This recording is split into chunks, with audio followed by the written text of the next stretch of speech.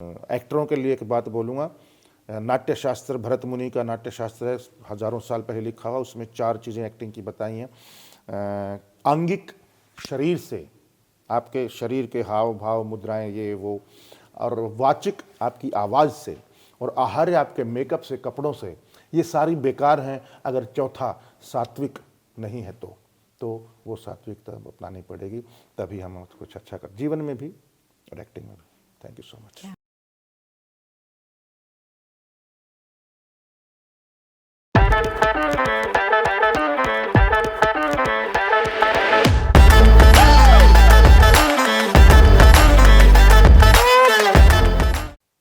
आज के पॉडकास्ट को लेकर मैं बहुत ज़्यादा एक्साइटेड हूँ। सच कहूँ तो ये मेरे लिए एक चैलेंजिंग पॉडकास्ट है, क्योंकि आज हमारे गेस्ट हैं यशपाल शर्मा सर। रामलीला के मंच से निकलकर फिल्मी पर्दे पर अपनी एक अलग पहचान बनाने वाले अभिनेता। आज आप इस पॉडकास्ट से जीवन के संघर्ष के बारे में बहुत कुछ सीखेंगे। Yashpal Sharma at the IIMT podcast. Sir, the IIMT podcast के इस एपिसोड में आपका बहुत बहुत स्वागत जी, है। बहुत बहुत शुक्रिया आपका, पूरी टीम का। जी सर, हम शुरुआत करेंगे। कुछ सवाल हैं मेरे पास आपके लिए। सबसे पहला सवाल मैं आपसे करना चाहूँगी, रामलीला के मंच से फिल्मी पर्दे तक के सफ़र के बारे में आप कुछ बताएं। बहुत कठिन है डगरपन घट की, लेकिन बहुत खुशगवार है, एन्जॉयबल है। कभी रिग्रेट नहीं हुआ, बहुत अच्छा लगता है।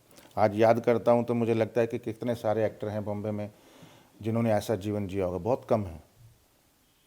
तो आई एम लकी। नहीं तो अगर चांदी की चम्मच होता, सोने की थाली होती और कुछ सीखने को नहीं मिलता, सब कुछ बना बनाया मिलता, ऐसे ही लॉन्च हो जाते, तो फिर कहाँ मज़ा आता। आज जब कोई भी रोल करते हैं तो यही तो स्ट्रगल वाला जीवन है। स्ट्रगल नहीं कहता मैं इसको, मैं एक जर्नी है, उसका यही तो काम आता है।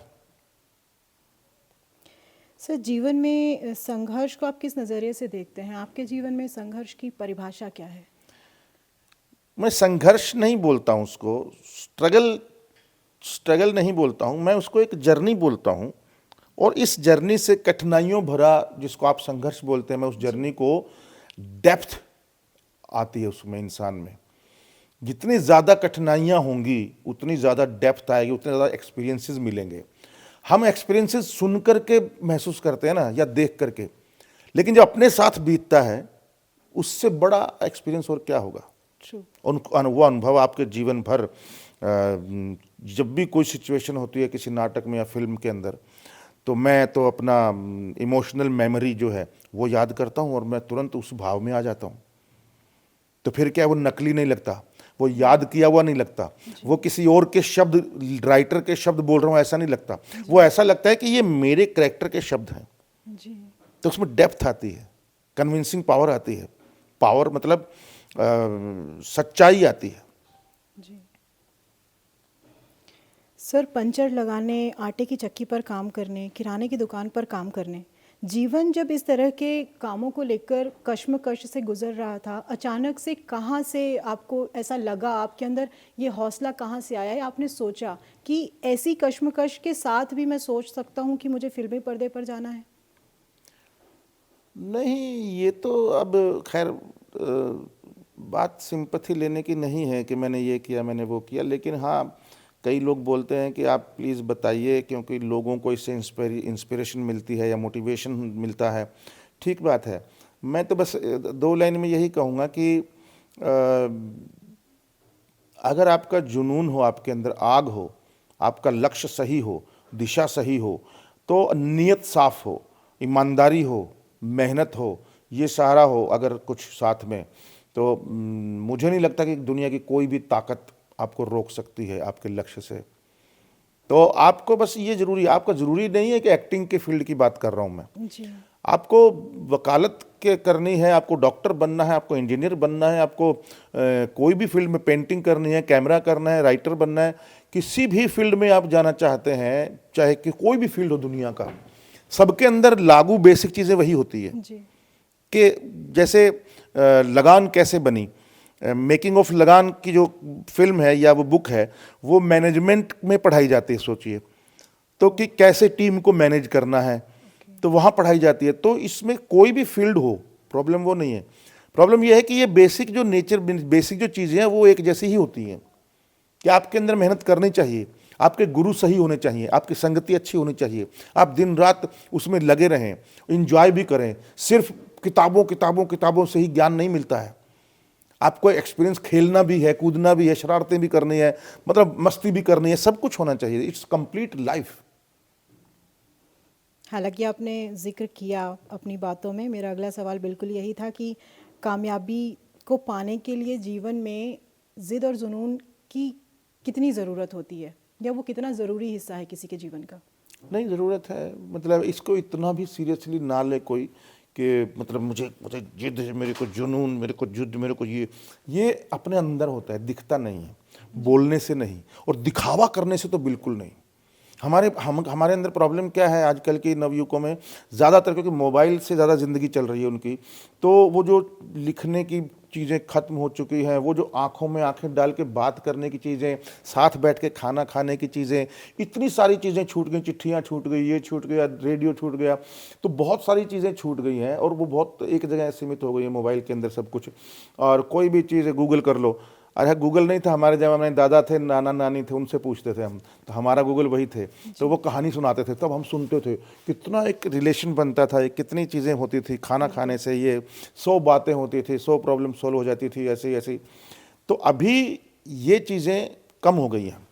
जिद, जुनून, मैं कह रहा हूँ कि आप अगर नीयत अच्छी है और आपको पता है क्या करना है, तो अपना अपना रास्ता चुनना पड़ेगा कि जो मैं कह रहा हूं हो सकता है वो आपके लिए गलत हो या ठीक ना हो, तो आपको अपनी एक राह बनानी पड़ेगी। मैंने तो अपनी राह बनाई है अपने एक्सपीरियंस से, तो आप भी धीरे धीरे अपने एक्सपीरियंस से अपनी राह बनाइए, इंस्पायर हो जाइए, लेकिन कॉपी किसी का मत कीजिए। मुझे लगता है कि nothing is perfect in this world, और कुछ भी चीज़ पत्थर की लकीर नहीं होती है, खासकर क्रिएटिव फील्ड में। तो it's a point of view जी। हर आदमी का। एक आखिरी सवाल, कभी जीवन में ऐसा मोड़ आया हो जब आपको ये सोचना पड़ा हो कि जो मैं कर रहा हूँ, अमूमन हर इंसान के लाइफ का एक हिस्सा होती हैं चीज़ें, कि मैं सही कर रहा हूँ, क्या ये सही दिशा में जा रहा है जो मैं कर रहा हूँ, या गलत दिशा में जा रहा है? कभी कोई ऐसा मोड़ जीवन में आपके आया हो जब कभी आपको ऐसा लगा? हजारों बार। ये कश्मकश ना हो तो जीवन बेकार है। आप कोई मशीन थोड़ी है कि आपको पता है, कंप्यूटर थोड़ी है कि आपको पता है क्या ठीक है क्या गलत है। बिल्कुल। हम इंसान हैं, हमारे अंदर इमोशंस हैं, हमारी बॉडी है, एक अलग अलग बॉडी है सबकी, हर सब किसी की। हमको कई बार लगता है कि मैं सही दिशा में जा रहा हूँ, लेकिन हाँ, अंतरात्मा की आवाज़ सुनना बहुत ज़रूरी है। जो दिल कहता है ना वो कर देना चाहिए, लेकिन इसके बैलेंस में। कहीं ये ज़्यादा चल गया तो आप सूडो इंटेलेक्चुअल हो जाओगे, अगर ये ज़्यादा चल गया तो आप इतने इमोशनल हो जाओगे कि धक्के खाते रहोगे, चोट खाते रहोगे। तो इसका और इसका एक्टिंग में भी, जीवन में भी, इन दोनों का बैलेंस बहुत ज़रूरी है। कभी ये आगे, कभी ये आगे, कभी ये आगे, ताकि वो सोच के साथ या दिल से सोचे कोई, तो मतलब तो इन दोनों का एक बैलेंस होना बहुत ज़रूरी है। और मुझे लगता है कि इतना ज़्यादा मशीनी की तरह नहीं सोचना चाहिए। 2+2 कई बार 5 भी हो जाता है क्रिएटिव में, क्रिएटिव फील्ड में। तो और सारे rules and regulation as it is नहीं होते कि 6 बजे उठना है, ये करना, इतने बजे ये करूँगा, इतने, हम फिर हम मशीन हो जाएंगे। ये बच्चे में अनुशासन करने के लिए अच्छी बात है, but some time if time allows, और तो आपकी सिचुएशन अलाउ करती है, तो हमको थोड़ा सा झोंके में बहना भी ज़रूरी है। झोंके में बहना मतलब जो दिल चाहता है, जो अंतरात्मा चाहती है करना, नहीं तो हम सारा ऐसे सोच सोच के करेंगे ना, तो हम अजीब सा कंप्यूटराइज हो जाएंगे, मैकेनिकल हो जाएंगे लाइफ में। जबकि खुले दिल से इंजॉय करना लाइफ को, थोड़ा सा उसको बैलेंस बना के रखना, जो कि बहुत ज़रूरी है। वो ऐसा नहीं है कि मैं बना के रखता हूँ, होता नहीं है, बहुत मुश्किल है, लेकिन कोशिश करना बहुत ज़रूरी है। सर, आज की जनरेशन को, या यूं कहूँ आज के यूथ को मोटिवेट करने के लिए आप क्या मैसेज देना चाहेंगे? नहीं, मैं ऐसा कोई मैसेज तो साधुओं के दरबार में मिलते हैं, मतलब ज्ञान, लेकिन आजकल तो ज्ञान इतना बढ़ चुका है, व्हाट्सएप पे, फेसबुक में, इंस्टा पे, जहाँ देखो, ट्विटर पे ज्ञान ही ज्ञान है।